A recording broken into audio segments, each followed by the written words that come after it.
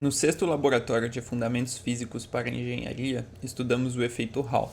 Nosso objetivo com esse experimento foi constatar e analisar o efeito Hall, estudar a influência da luz sobre o fenômeno e calcular o coeficiente Hall e a densidade dos portadores de carga da nossa amostra. O efeito Hall é caracterizado pelo surgimento de uma tensão elétrica que é transversal à direção de movimento de elétrons quando um condutor é percorrido por corrente elétrica e mergulhado em um campo magnético. A equação que rege o fenômeno relaciona justamente essa tensão transversal ao fluxo de elétrons que aparece no material com uma constante, a corrente que percorre a amostra e a componente transversal do campo magnético no qual ele está mergulhado. Os materiais que a gente usou para reproduzir esse experimento foram amostras de materiais semicondutores, fontes de corrente contínua, multímetros, um eletroímã e um medidor de campo magnético, Tesla Meter. A gente posicionou a nossa amostra entre os polos de um eletroímã que era alimentado por uma fonte de corrente e com outra fonte de corrente conectada nessa amostra, a gente produziu um fluxo de elétrons e mediu de forma transversal a tensão na amostra. Com esse arranjo montado, a gente variou a corrente que percorreu o material semicondutor de 1 a 5 mA e variamos também o campo magnético, variando a intensidade da corrente que era fornecida a ele pela nossa segunda fonte de corrente. Para cada um desses pares, corrente no material semicondutor e intensidade do campo magnético, ou seja, corrente no eletroímã, a gente mediu a tensão Hall com o multímetro. Medimos também, para cada intensidade de corrente no eletroímã, o valor do campo magnético. Com a metodologia já explicada, nós fizemos medidas para duas amostras de semicondutores, sendo a primeira uma de galho astato, em que nós tivemos, como mostra na tabela, os seguintes valores de tensão na amostra para as diferentes correntes na amostra, diferentes correntes no ímã, que geraram esses campos magnéticos que nós medimos com o medidor adequado na hora, e obtivemos os seguintes valores. Aqui nós temos uma observação que nós fizemos o valor com o campo magnético nulo, que é justamente o que a gente chamou de um V0, que é a tensão sem influência de campo magnético, que decorre justamente do fato de a gente não ter conseguido posicionar perfeitamente os medidores do multímetro de forma perpendicular à direção da corrente na amostra, de forma que gera uma corrente que vai gerar uma queda de tensão resistível por conta dessa direção não transversal que acaba pegando no multímetro. Por isso, a tensão Hall, que ela é perfeitamente perpendicular a essa direção, precisa ser calculada a partir de nós retirarmos dos valores que nós medimos para a amostra com campo magnético, esse valor original, meio residual, que vai sobrar da tensão para chegar na tensão que é puramente perpendicular, que no caso é o que a gente está interessado. Com isso, nós chegamos nos seguintes valores da tensão Hall para os mesmos parâmetros mostrados na outra tabela, mas só fazendo essa operação.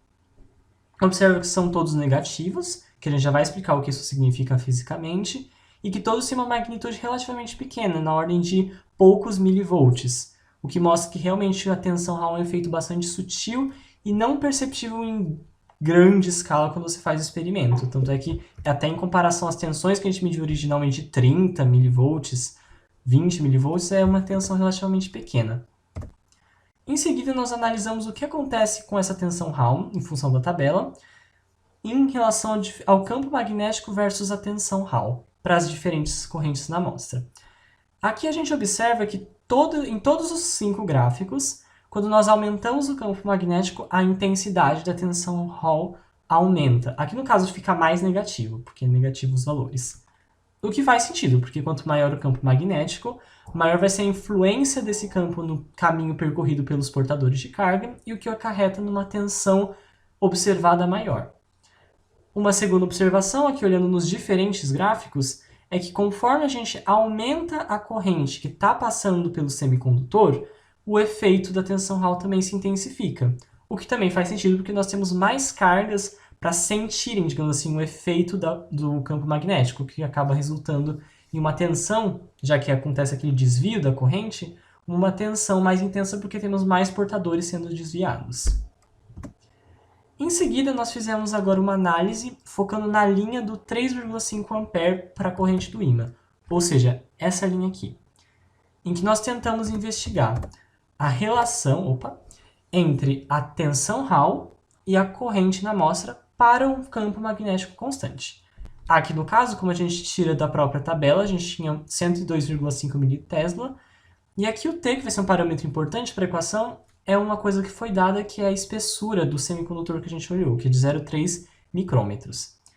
Aqui observamos um comportamento relativamente linear da tensão pela corrente, o que faz muito sentido por essa expressão que nós obtemos teoricamente, que relaciona a tensão Hall com essa corrente que passa na amostra, que a gente vê uma relação praticamente linear, bonitinha, e que passa pela origem. Com isso, nós estimamos aqui sim, com base em cada um dos pontos, qual seria o coeficiente angular, tiramos uma média de onde nós chegamos nesse valor, isso com base nos pontos experimentais, que a gente chegou nesse coeficiente angular médio. E que, por essa equação que a gente tem teoricamente, a gente pode interpretar que isso dentro do parênteses representa o coeficiente angular médio. De onde, como a gente sabe B e T, podemos calcular o coeficiente Hall, que é esse RH, de onde chegamos que, com esses valores experimentais, deu cerca de menos 4,07 vezes 10 a menos 6 metro cúbico por coulomb.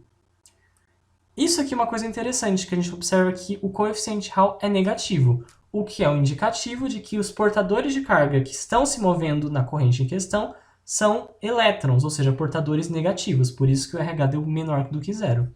E por isso a carga de cada um a carga Q que a gente tem para cada um dos portadores é de menos a carga elementar. De onde nós obtemos, por essa expressão aqui em seguida, que a densidade de portadores N é de cerca de 1,53 vezes 10 a 24 portadores, negativos no caso, por metro cúbico. Em seguida, nós fizemos a mesma análise para uma outra amostra, no caso de um semicondutor de índio-fósforo, no qual a gente observou esses valores aqui, com a mesma estrutura da outra tabela, onde a gente tem os valores de tensão da amostra, em função das correntes na amostra, da corrente no ímã, que vai gerar campos magnéticos diferentes. Aqui tivemos que fazer aquele cuidado de observar qual que é a tensão sem a influência do campo magnético, e seguindo a mesma forma, nós chegamos numa tabela parecida, mas note que agora os resultados são positivos, mas ainda preserva aquela característica de serem poucos milivolts observados, com a mesma característica sutil de uma tensão baixa.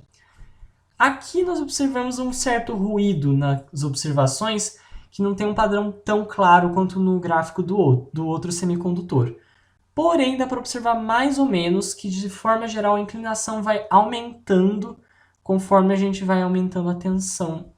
A corrente na nossa amostra, que é justamente aquilo que seria esperado, porque conforme a gente aumenta a corrente, maior o número de portadores, e por isso a gente consegue um efeito mais pronunciado. Mas todos também têm aquela crescente de conforme a gente aumenta o campo magnético, a gente aumenta a tensão Hall em magnitude conforme o outro.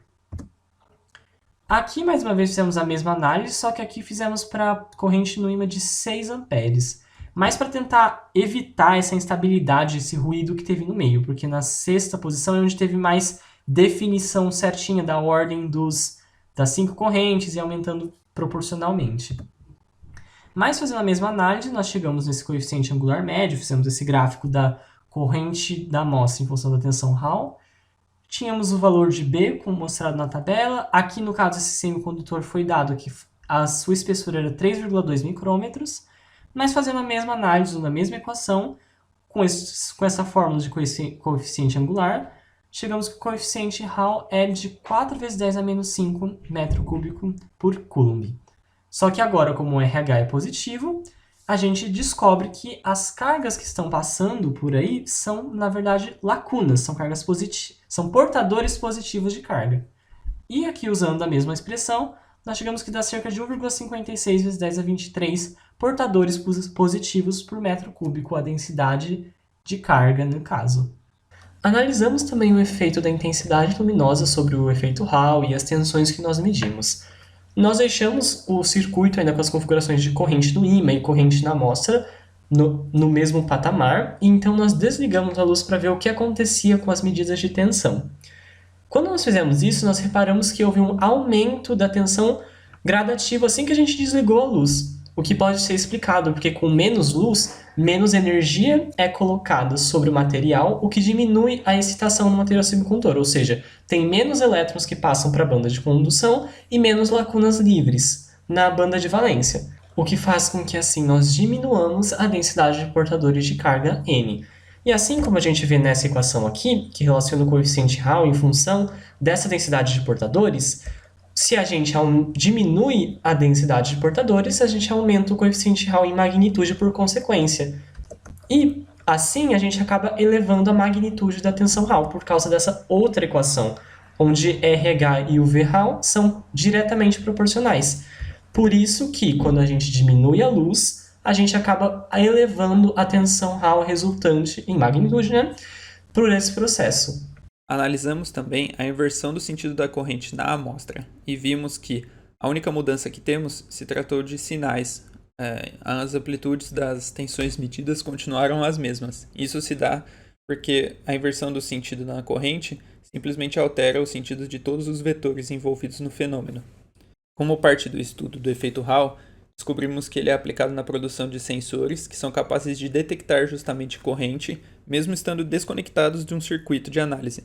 Por exemplo, só por aproximar um sensor Hall de um circuito, você consegue detectar se há corrente por determinado condutor ou determinado laço do circuito.